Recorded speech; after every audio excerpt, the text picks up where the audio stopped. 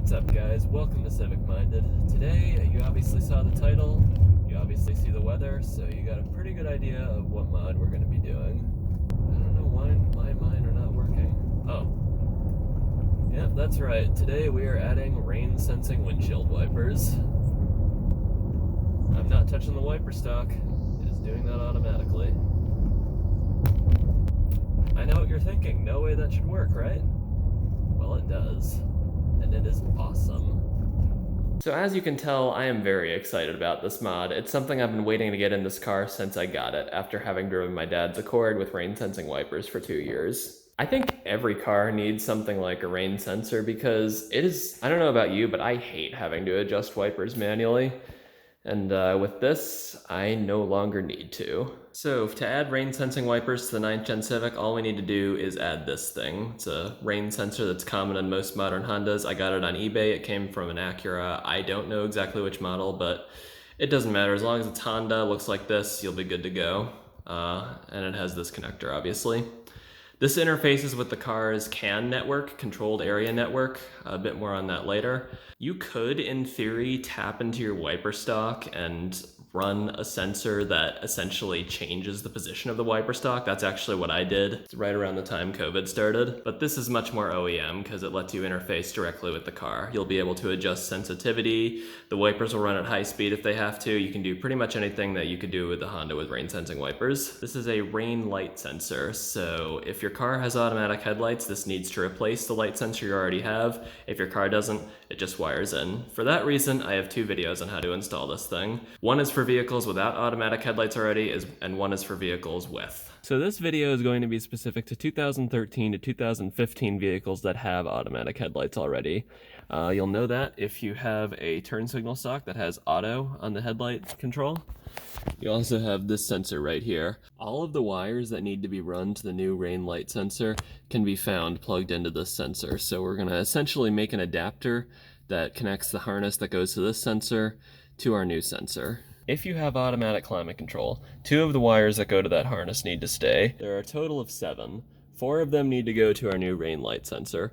1 of them we don't need to do anything with, and 2 of them go to your automatic climate control if you've got that. If you have a 2012 model with automatic headlights, you'll have a similar looking sensor in a similar location to mine, but instead of interfacing directly with the CAN bus as mine does, yours interfaces with something called the automatic lighting control unit, and that is what interfaces with the CAN bus. For 2013 through 2015, all of that is wrapped into the sensor itself. If you're looking to add rain sensing wipers to 2012 with automatic headlights, what I would recommend is that you unplug the automatic lighting control unit and then follow the procedures shown in the video for non-automatic headlight cars. I'll leave a link in the upper right corner. You could, in theory, tie into the harness for the automatic lighting control unit. This, I believe, is the connector it uses. Correct me if I'm wrong. Supposedly, that unit is located behind the glove box, and presumably you would unplug it and then run your wiring harness behind the radio and into the driver's side footwell where it'll connect with your sensor harness. I'm not going to do that in this video because I don't have a 2012. If you have a 2012 and you want to try that, shoot me a direct message and we'll work something out because I want to make sure that that gets covered in a Civic-minded video. But if you don't want to go through that trouble, you can always follow the procedure for non-automatic headlight cars. And of course, unplugging the automatic lighting control unit. Having 2 light sensors or 2 control units on the same CAN bus caused this to happen. Yeah, not pretty. Basically what was happening here was the new rain light sensor was seeing darkness before the factory light sensor was, so it was sending the signal to turn the lights on, and then the factory sensor sent the signal to turn the lights off, and they flickered like that. That would probably get you pulled over, so don't do it. That said, let's get to it for a 13 through 15 car. We're going to be building 2 wiring harnesses for this job. The first one is going to go from where your existing light sensor is to the driver's side footwell. And if you've got automatic climate control, it also needs to trunk off and keep the 2 connections that need to be intact. More on that later. And second, we're going to need to build a harness that goes from the driver's side footwell up into the headliner, just for easy replacement. In case one of those goes bad, you don't need to remove the other. All of the connectors we're going to be using and their associated terminals can be obtained from electronics distributor DigiKey. All the electronics are plug and play, no reprogramming or anything like that required.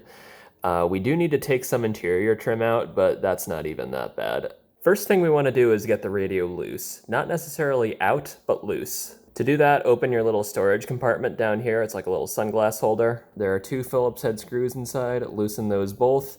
Then you're going to want to turn your car to the on position, but don't start the engine. Move the shifter to the lowest position, so low on the automatic, 2nd gear, 4th gear, whatever on the manual. Give that compartment a yank. It takes some force to get it out, but it'll eventually come loose. You can pull it straight out. Unplug the seat heater controls if you have heated seats. Then that will reveal the 4 fasteners that hold the radio in. 2 Phillips head screws, 2 8mm bolts. Loosen all of those, and then you can just pull the radio out and leave it hanging like that. If you have automatic climate control, note that there is a rubber hose here that will come out very easily when you do this, so just make sure that gets reseated upon reinstallation. Next, we need to remove the infamous piece of plastic trim on the lower dash. To do that, get a pry tool between here, or I've found sometimes grabbing down here and just pulling out. Just want to get a grip under there, and then pry out until, you won't have this yet, but pry out until that happens. And then whatever electrical connectors you have back here, just unplug them, just squeeze the tabs, they come right out. Once that's out, go ahead and lift up on the bottom of the econ switch. It similarly snaps out, like that. Lift this out, set it aside. That reveals 2 Phillips head screws holding this black shroud in. This, we might be able to start with this. Oh, wait. Pull the steering wheel all the way out and all the way down. Then you can pull that. And actually, we might be able to take this all the way out. Yep, it just comes out like that. If you've got push button start, there is a single connector plugged into it. Unplug it. Take this piece out. Set it aside with everything else. With those 2 screws removed, go ahead and lift up on the piece here. It's going to require 2 hands, but you can start on this side, lift it up all the way along there. Be careful not to hit your windshield. Lift it up all the way along there, and then it'll just come out. You can set it in your back seat or something like that. That will reveal this. The desired wiring harness is back there, so in order to get to it, we need to take out the IMID display. It is held on by 5 Phillips head screws. And I think for ease of wiring, we're probably going to want to take out the speedo and the cluster as well. So loosen those 5. There is 1, 2, 3, 4, and 5. You can't see. There's 5. It's in the back there. But take all those out and you'll have access to your light sensor. Once those 5 bolts are out, there are a few electrical connectors in the back. The shortest one is for your airbag, passenger airbag off light. It's got a tab on top that squeezes, comes loose like that. Gives us a bit more room to maneuver this thing. And then the other 2 are a standard 32 pin and a USB type connector. These tabs that you squeeze, they come right out. Set this aside. From there, the speedo is held on by 2 additional Phillips head screws. Remove those, I'll show you what's plugged in the back. With those out, it's just 1 wire that holds the speedo in. There's a little tab on top. Squeeze it, pull it out. Set the speedo aside. Next, we're going to remove the cluster. Again, for wiring purposes, it is held on by 3 screws. 1, 2, 3. They're all Phillips head. Same style as all the others. Very easy. And then there's a 32 pin connector in the back. And then you can see the path. So there's the existing harness plugged into the sensor. It comes out through there. This new one is going to run along there into the car. And this leads to the area below where we will tie it to our sensor. Removing this light sensor is just as easy as getting your hand under there, pushing up, pops out just like that. And then you can unplug it, see the tab there, squeeze it, and it'll fly off. And then you can just grab the wire, pull it out, now we can probe it. Okay, so I'm gonna save you guys the trouble of figuring out the pinout of this connector. As you can see, and as mentioned earlier in the video, it has a total of 7 pins or positions. The 4 that need to run down to the lower driver's side footwell where they will meet with our rain sensor wiring are beacon L, beacon H, beacon low and high, ground, and plus 12 volts. If you've got automatic climate control, sensor COM and sun A are the ones that need to stay connected to the original sensor, and I'll show you how to do that in a minute here. The one labeled lights on runs to the turn signal stalk and is grounded when the headlights are manually turned on. Don't ask me why that's there, I don't know. In fact, the Haynes manual erroneously calls that number 6, so it's actually number 5. But we're not going to be using it, so we don't need to worry about it. If you discover that your sensor connector has 5 positions, and I don't mean 7 positions with 5 wires, I mean 5 actual wire positions, you have the automatic lighting control unit. Unplug it, follow the instructions shown in my video on how to do this without automatic lights. Alright, with that pin out, we can start building our adapter harness. First thing we want to do is we want to figure out how long each wire needs to be. To do that, grab a spool of thread, twine, or even your ground wire, and just run it along the path that the harness is going to take. This is kind of a tight path. You're basically going to want to go from the sensor area to where the speedometer is. Follow the path of the wires that go to the cluster. Then that will lead you to the driver's side footwell. I would say go to the left at this junction here. You'll see where the wire comes out from there, so just grab it. Pull it down to the driver's side footwell, give yourself a little bit of extra room, then cut it.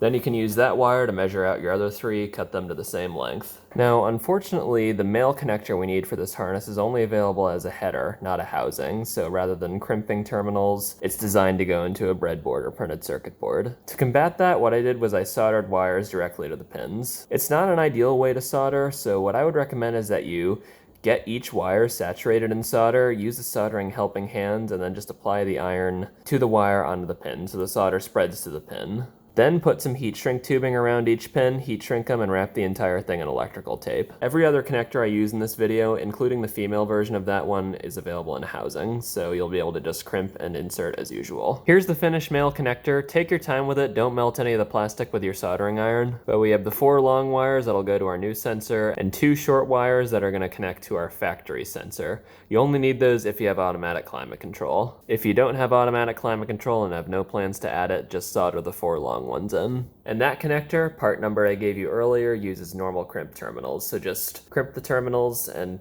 snap them in. Just like that, and then the rest will go to our Molex harness. And here's the finished product. This Molex connector is what will go into the rain sensor. This will plug into the stock sensor wiring harness, and this will go into the sensor so that the climate control connection remains intact. So before you put everything back together, I would recommend that you plug the new adapter in to everywhere it needs to go. Well, plug it in there and there. Then you're going to want to reconnect at least your cluster. I would also recommend reconnecting the iMid and the speedo. Put your climate control into the raw sensor input data mode, and just make sure that sensor number 4, the light sensor, is not throwing an error, because I'm in my garage, it's throwing a 0, so that's fine. If you're doing this in bright daylight, it'll probably throw something higher. We don't want to see this. You don't want to see error. If it's doing that, you got a problem. It may take a couple seconds for it to start displaying error, but if it displays error at all, recheck your adapter and try it again. So I'll start by connecting the factory connector to the adapter, and then zip tying to the line, and I'm just gonna zip tie along this entire line here. Fish the female connector through this hole, plug it in just like that, fish it back down. I think it went in this way. I've already had mine off several times, so just like that. Feel free to extend this as needed. Just make sure nothing shorts in there, obviously. And you can see it just goes all along there, down there, curves off to the left, just down like that. You see where that zip tie is? And it comes out here. Now we can put everything back together and move on. If when you tested your new harness with your climate control you got an error that you were able to repair, that error code is still stored within the climate control unit. To check that, turn your car on, press and hold on off, and then press the rear defogger button until that happens. It'll cycle through a series of checks. Just let it take its time. It's testing everything.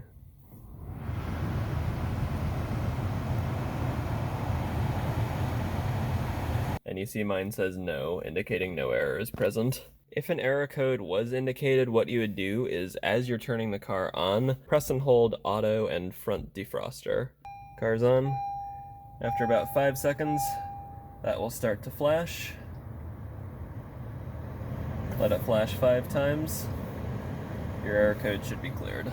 Alright, so with that in, we are now going to do the final wiring of this job, and that is running from the connector we put down there into the A-pillar, into the ceiling, where the sensor is going to go. I'm going to put mine here, If you don't have the hybrid, you're not going to have this, so you can put it there. The main thing that you got to be aware of is the windshield wipers have to clear the sensor, so they have to clean the sensor when they go by, so they have to be in the path of the sensor, and this area is perfect for that. So first thing we want to do is pop the hood, and then we want to wait for the automatic headlights to turn off. Let me just open the hood here. Once the lights turn off, we are going to go ahead and remove the negative battery cable. It's just a 10mm bolt. This isn't completely necessary, I would say, but because we're gonna have to take the A-pillar cover off and there's an airbag under there, it's probably not a bad idea.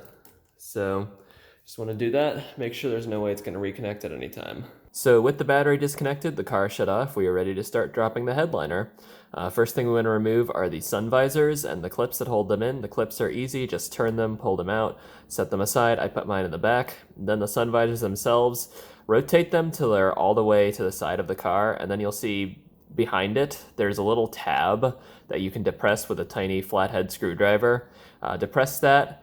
Turn the sun visor a bit. It's kind of tricky the first time you do it, but turn the sun visor a bit and it'll eventually lift free and you'll see the hooks there that hold it in. Any wiring harnesses on them, disconnect and set aside in a safe dry location. Next we need to remove the map lights. That is done by grabbing a non-marring pry tool, stick it in there. That'll probably turn your light on, so be sure to turn it off, so to speak. And then you'll see there is a bolt in there, size, okay, so 5/16 is the size you want. You're just gonna wanna get it on that bolt head, which I need depth perception to do. Just unscrew, there's one on the other side as well. Then you will definitely have this electrical connection. Squeeze the tab and pull it out, and whatever you've got connected to the center module, squeeze that tab, pull that out as well. Next, we're going to remove this grab handle on both sides of the car. For that, we're going to get a pry tool. See that little notch there? We're going to want to get our pry tool in that notch. Just like that. Pry this out. It's a bit tricky the first time you do it, so just be aware of that. And then you'll see those metal clips in there. You're just going to want to get a pliers. Pry them so that they come out. Make sure you take them out. Don't drop them in the frame. You don't want to have to retrieve them, trust me. Lastly, we need to remove the A-pillar covers. So for that, pull the weather stripping down, just like this. See, mine kind of popped open already. Yank it up towards you, and then you're going to want to unplug your tweeter down here.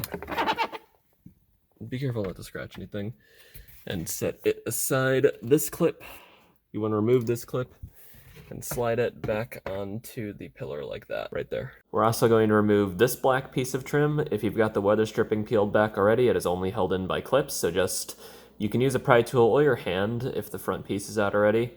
Just pull it out, it unclips, and there are some hooks holding it in the back. Pull those out, set it aside. So now what you're going to want to do is you're going to spec out how much wire you actually need. You can do this with like thread or twine, something like that. I'm going to do it with the ground wire. So that's what I got. And ground wire because, well, if it gets frayed, who cares, right? So you're just going to want to pull it. You're going to want to kind of route this so that it comes out. There's an opening there that leads to there. You'll be able to see it once you're in there, especially if you've got a flashlight. This just slides in here. There's nothing special about that. So you're just going to want to pull this up, follow the path it's going to take through the A-pillar, and then into your headliner and out here.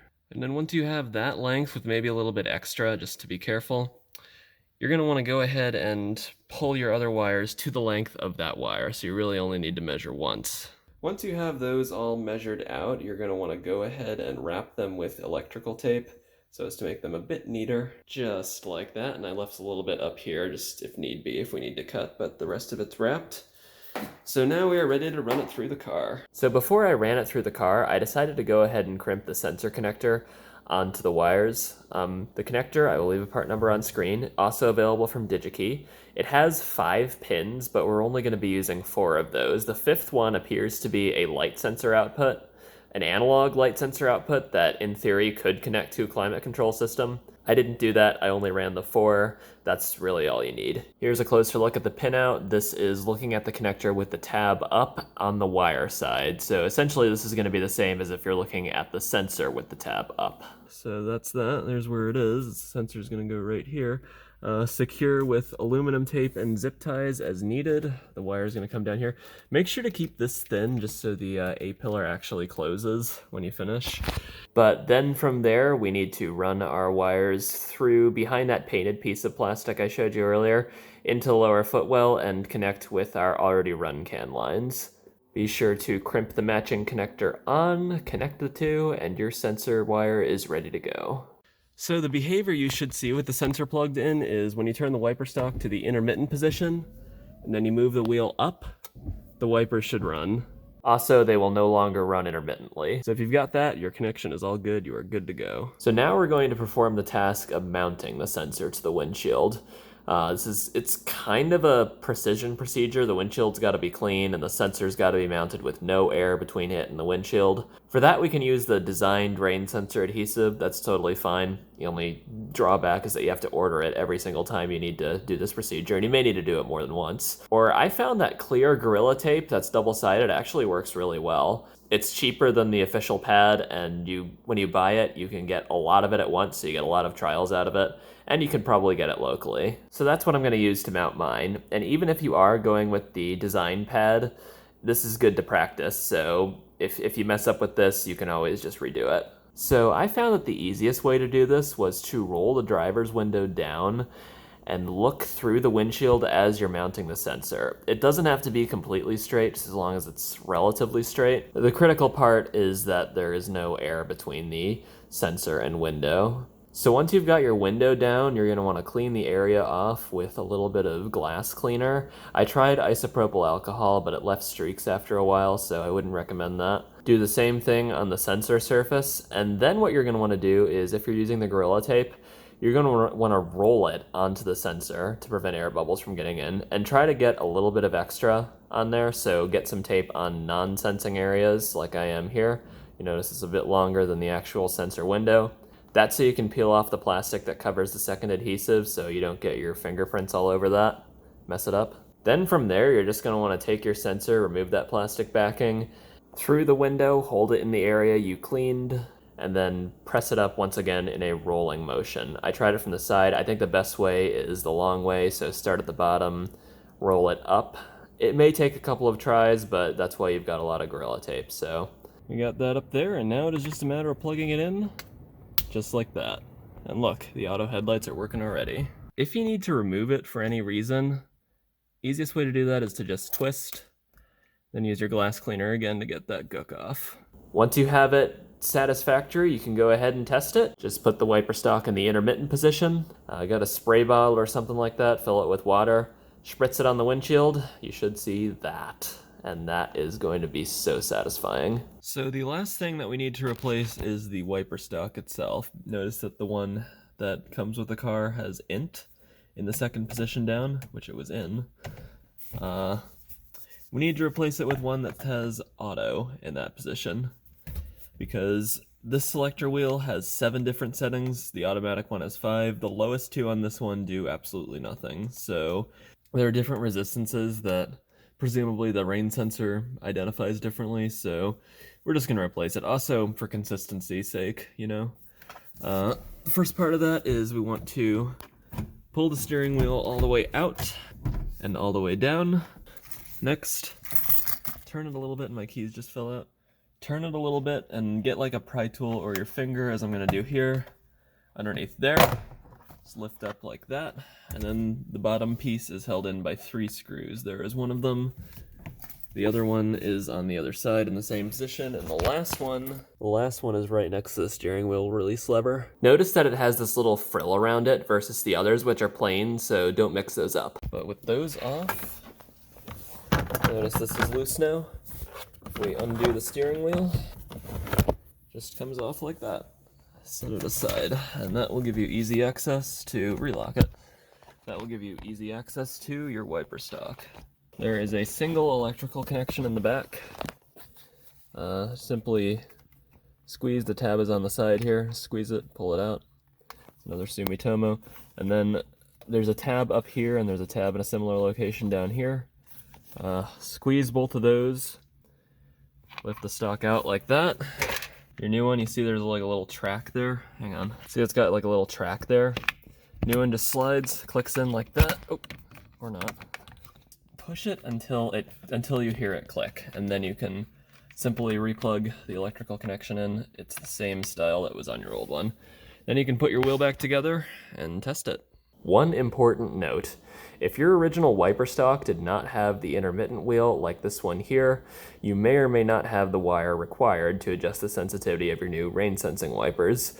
The default setting for non-variable wipers is the lowest intermittent setting, which, as we already established, if you have your system set to that, the rain sensor will not do anything. Nothing will happen. So here's how you check. Just look at the wires going into the connector. The one you want to see is blue. If you have blue, you are good. If you do not have blue, you will need to run it down to the fuse box. There's a tutorial for that on the 9th Gen Civic forums that I will leave a link to in the upper right-hand corner. To test the new stock, start with the intermittent wheel in the lowest position. Turn your car on. Put the stock down one. So the auto position, essentially. Then each time you turn it up, the wipers should run.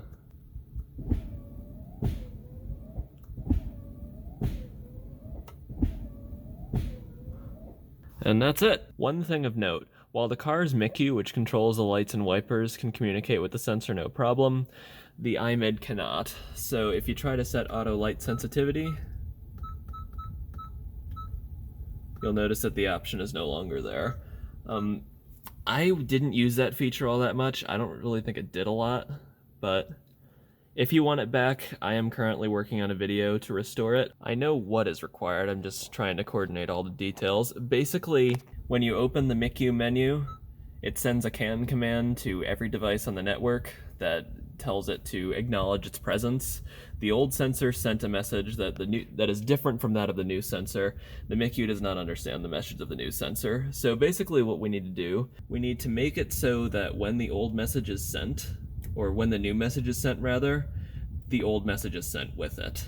I'll have a video of that hopefully soon, but for now, if you need to change the light sensitivity of your new sensor, if you've got any kind of CAN sniffer, send the following message formatted as shown on screen here, and the sensor will reply with this acknowledgement message, acknowledging that it has made the change.